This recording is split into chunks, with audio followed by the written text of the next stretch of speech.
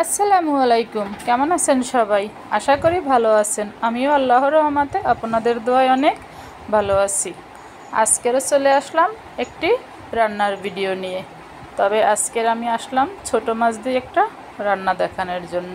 প্রথমে মাছগুলো পরিষ্কার করে নিলাম, এরপরে ভালোভাবে ধুয়ে নিলাম। তবে এই মাছগুলোকে সবাই মল্লা মাছ বলে, আর এটা আমাদের দেশে বলে মলান্দি পুঁটি মাছ।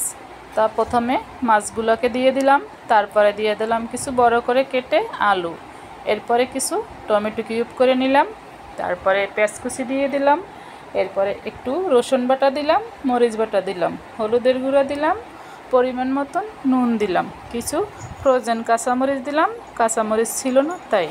তারপরে দিয়ে দিলাম তেল।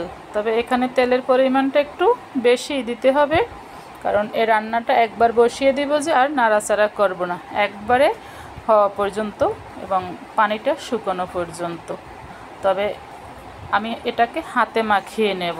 ভালোভাবে হাতে মাখানো হয়ে গেলে এটাকে গায়ে গায়ে করে পানি দিয়ে দেব, মানে সমান সমান করে, অতিরিক্ত পানি দেব না, যেহেতু এটাকে আমি ভাজা ভাজা করব। তা এরপরে আমি ঢাকনা দিয়ে দিলাম, তারপরে আমি কুকারটি অন করে দিলাম। এটা ফুল 1000 পাওয়ারে আমি রান্নাটা করে নেব। এরপরে আমি ডিপ ফ্রিজ থেকে করে নিলাম।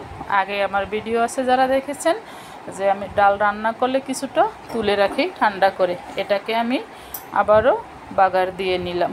তা ডালটা হয়ে গেছে, চুলাতে করে নিলাম। এদিকে কুকারে রান্নাটা হচ্ছে, এই যে ফুটতেছে। তবে এটাকে আমি একদম লাড়ব না। এই যে রান্নাটা হয়ে গেল, এখন আমি চেক করে নেব। তবে একদম তেল ছেড়ে দিয়েছে, একটুকু পানি নেই। তবে এটাকে এখন আমি একটা বাটিতে তুলে নেব। তো তুলে নেওয়ার আগে একবার চেক করে নিলাম যে পানি আছে কিনা, একদম পুরো তেল ছেড়ে দিয়েছে। এই যে আমার রান্নাটা হইলো, এবার একটা বাটিতে তুলে নিলাম। এরপরে আসলাম বিকেলে বাচ্চাদের জন্য একটা চায়ের সাথে টাও বানিয়ে নিলাম। তো এখানে আমি নিয়ে নিলাম কিছু লাল আটাটা নিয়ে নিলাম, তারপরে সামান্য একটু খাবার সোডা নিয়ে নিলাম, এরপর নিয়ে নিলাম কিছু কোরানো নারকেল এবং কিছু নারকেল কুচি করে কেটে, এরপরে সামান্য একটু নুন দিলাম, এরপরে দিয়ে দিলাম কিছু তালের গুড়। তবে এখানে যে কোনো গুড়ই দেওয়া যাবে বা চিনি দিয়েও করা যাবে। তবে আমার কাছে তালের গুড় আছে, আর এটা তালের গুড় দিয়ে খেতে অনেক মজা হয়।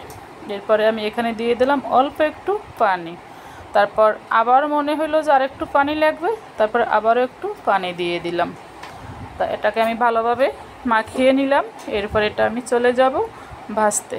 এখানে চুলায় একটা কড়াই বসিয়ে দিলাম, কড়াইতে তেল দিয়ে দিলাম। তেলটা গরম হলে ফুয়াগুলো দিয়ে দেব।